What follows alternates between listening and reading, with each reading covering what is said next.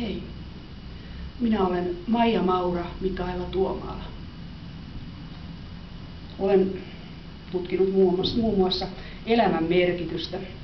Itse asiassa erään melko rikkaan, monessa mielessä rikkaan elämän eläneen henkilön elämänkerran myötä.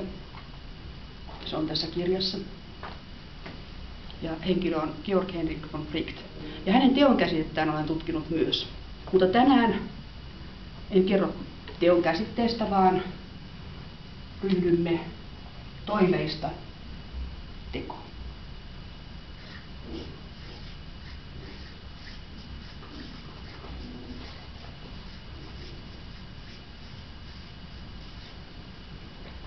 Aloitamme pohjalta kaikista suurimmista vaikeuksista, joissa ihmiset elävät. Pyrimme köyhyydestä hyvinvointiin.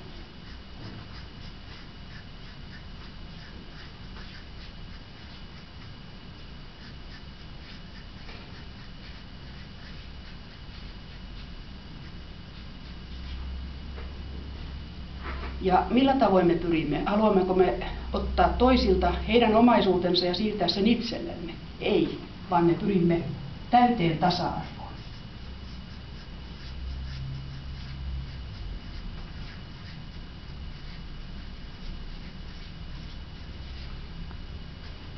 Ja mistä me nämä keinot saamme?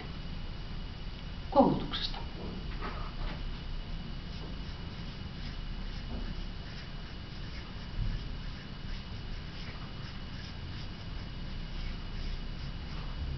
Nämä ovat vaaliteemani ja tämä on perusajatukseni tässä vaalikampanjassa.